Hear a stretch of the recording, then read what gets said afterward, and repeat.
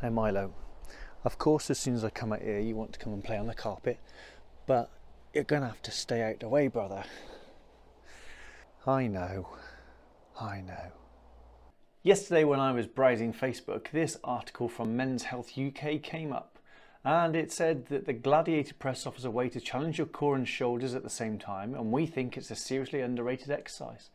It piqued my interest, so I thought I'd take a little look. So the Gladiator Press will expose weaknesses in your core and shoulder strength, and here's how to test yourself. So as we give this a little click in here, it says the Gladiator Press will expose weaknesses in your core and shoulder strength, and here's how to test yourself, and it's a seriously underrated exercise. So in this picture here we can see there's a guy here. He's in very good shape, to be fair to him. He's in a kind of side plank.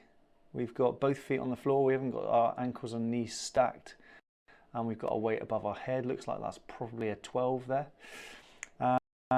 We've then got adverts, obviously.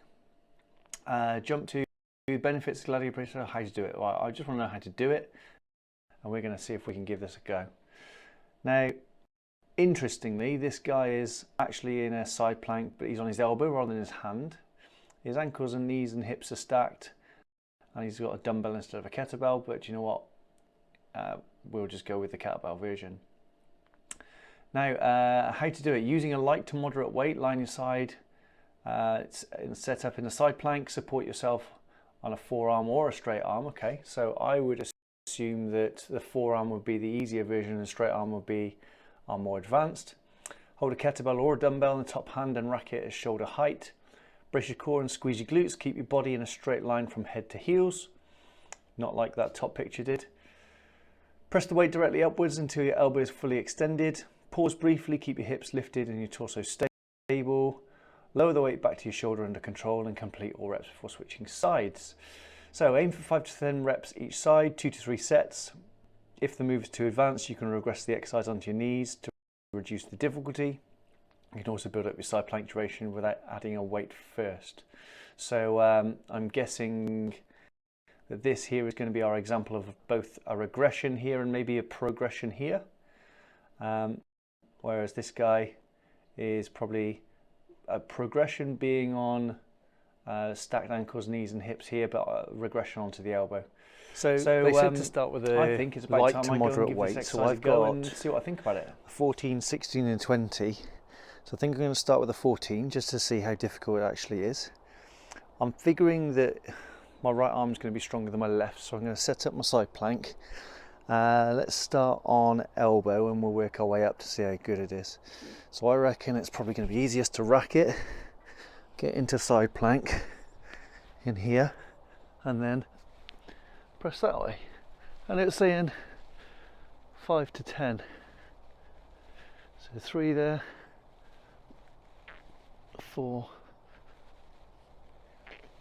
and 5. Okay, let's just stop at 5 for a minute. That felt all right. Let's have a look at the left side. Okay, so I reckon rack it, get into side plank this way, here. I know my left arm is a little bit weaker. Oh, hello, a bit of a wobble. 3, 4. Added difficulty because the cat's tried to knock me over. And 5. Oh, hello. Yeah, okay. So it's not straightforward. I think getting the clean up first is definitely the way to go, and then getting yourself into your side plank. Now, I broke my collarbone when I was about 15, and I've always had a little bit of a weaker left shoulder. It definitely wasn't unstable. Didn't help that this monster tried to push me over, but it felt like it was doable. So what I think I'm going to do, obviously I just did 5 each side that time. I'm going to see what it's like on my hand instead. Just try it out. So let's go right hand first. We'll go side plank in here. Whoa, that's definitely more unstable. And I can see why that bloke had his feet stacked the other way. Right, that is hard. 3,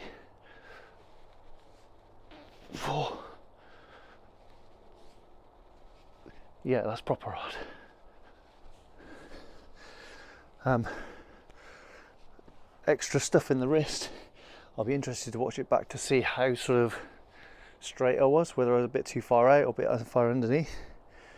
But that was hard there, definitely more wobbly. Being on the elbow gives you a bigger base, so you got from your hand to your elbow there, whereas obviously just on your hand it's just that point there. Quite difficult on the wrist. Let's just compare it on the left side, because why not? So let's get this right best I can. And oh, hello, that is wobbly. Let's whoa. Yeah, definitely not as good. Left side.